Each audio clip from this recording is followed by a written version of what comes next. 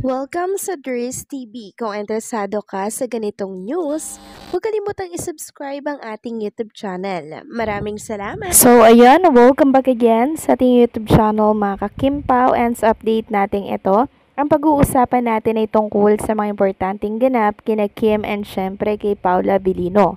Pero bago po ang lahat, maraming salamat sa inyong patuloy na pagsuporta at pagsubaybay sa mga daily update natin. Kaya naman bilang pasalamat, narito po mga napili kong komento patungkol yan sa naging previous update.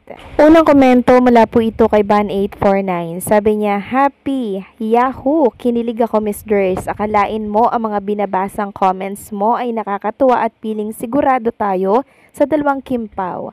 Kung totoo rin ang mga nasa comment na pakasal na at magkaanak ng kambal, parang lagi akong nananaginip, Miss Dries. Ang saya-saya talaga ng aking damdamin. Ang dami mga blessings ng ating Kimpaw. Hoping by 2026, may kasalan na. Let's pray na matuloy. Thanks muli, good day, and God bless everyone. Tama po yung John Bon 849. Nakakatuwa pong magbasa ng mga nababasa nating comment. Wala po yan sa mga nagpapatotoo for Kim and Paula Abilino. Para tayong nasa cloud 9 habang naririnig natin yung mga word, yung mga kataga na kambal, pakasal na sila, 'di ba? Parang nananaginip tayo, Ban 849.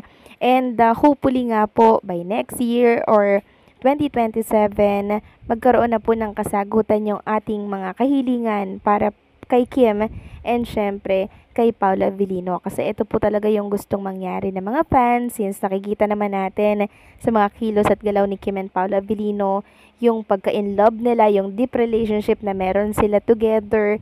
Diba, mga kakimpaw? And syempre, yung kilos po ni Paula Abilino kay Kim Chiu, hindi po yan gagawin ni Paula Abilino kung wala pong sila, hindi ba? Kaya kahit hindi po umamin si Paula Abilino, mga kakimpaw, alam na po natin yung kasagutan. Sa kilos pa lamang po nila, napaka-clear na po ng ibig sabihin noon.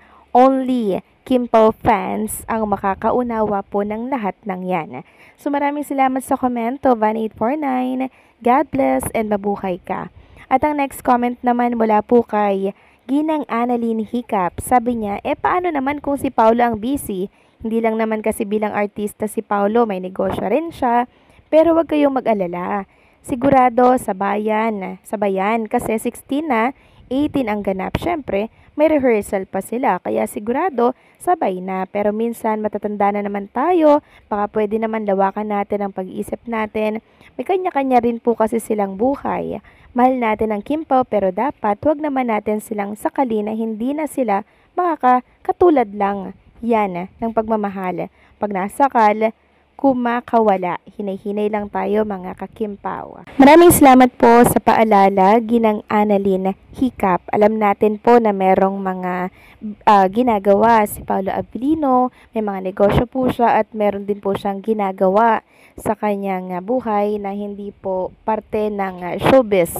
'Di ba? Alam naman natin na busy at abala po siyang tao. Pero hopefully, mga kakimpaw, ay sabay po sila na tumulak sa Vancouver para nang sa ganon ay masaya po ang pagsalubong ng mga fans nating OFW kay Kim and Paula Abilino. Napakasimple lang naman po ng kahilingan na yon at sana po ay matupad, 'di ba? Kasi minsan lang tong mangyari. Why naman ipagkakait pa po ang mga ganito kasimple, 'di ba? Nakaganapan for Kim and Paula Abilino. Pero as fans, sana nga po lawakan ang isipan natin and syempre wag sakalin si Kim and Paula Abilino. Hindi naman natin sinasakal, no, si Kim and Paula Abilino. Kung bagay itong mga sinasabi natin ay wish, 'di ba? Parang kahilingan lamang for Kim and Paula Abilino.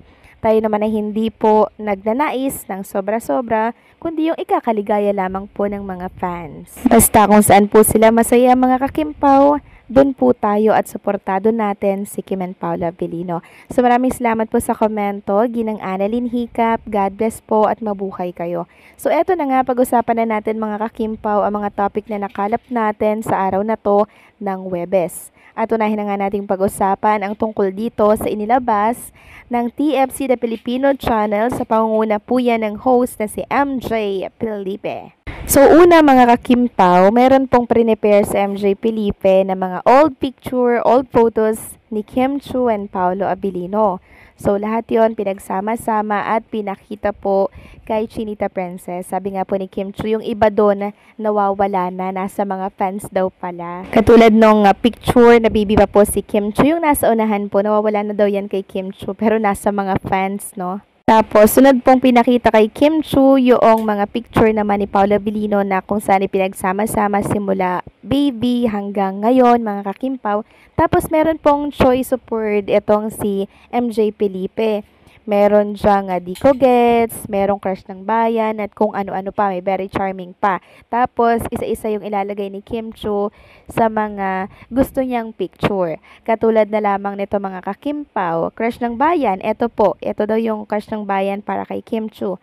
Ito naman yung very charming, and yung di ko gets naman ni Kim Chu ay yung mahaba yung buhok ni Paula Avellino. At yung super hot, yung nakahubad si Paula Avellino. At yung jowa ball, yung pang-apat na picture ni Paulo. At sumunod naman, after nyan mga kakimpaw, ay si Paula Avellino naman po ang sumalang. So, pinakita yung picture niya dyan, and syempre yung kay Kim Chu, ganun ulit yung process. So, ang hindi daw gets ni Paula Avellino ay yung unang picture ni Kim Chu dyan, yung baby. Kasi si Kim Chu daw ngayon, super ganda, maayos, pero yung baby na picture ni Kim Chu sobrang gulo ng hair, parang di niyan magets. Tapos yung super hot, syempre ito mga kakimpaw, dyan yan nilagay. Crush ng bayan, yung nakasombrero si Chinita Princess dyan.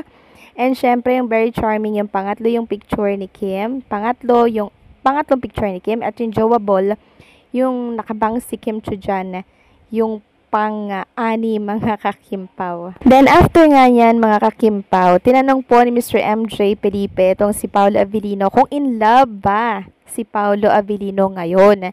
So ang sinagot po ni Paula Avellino, tanging tawa lamang po ang sinagot nito, napakeme. Sabay sa huli, sinabi po ni Paula Avellino na tayo na daw yung bahala.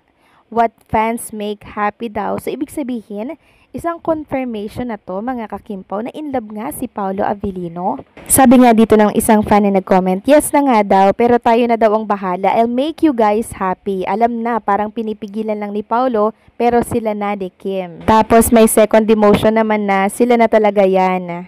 Ako din mga kakimpaw, ito rin po yung aking pagkakaintindi sa sinabi po ni Paolo Avellino na kayo na yung bahala, what fans make you happy. So isang confirmation na to, hindi lang niya po madiretsa mga kakimpaw dahil nga po sila ay nakakontrata at bawal pa nga po silang umamin. Pero sa mga kilos, mga galaw nila together, hindi na po yun maitatago. Yun na yun mga kakimpaw. What you see is what you get, ika nga po nila. So another confirmation na naman ang binitawan ni Paolo Avellino para po sa mga fans na kung saan talaga naman pong pinag-uusapan ngayon sa mundo ng social media. So anong say nyo dito mga kakimpaw? Please comment down below.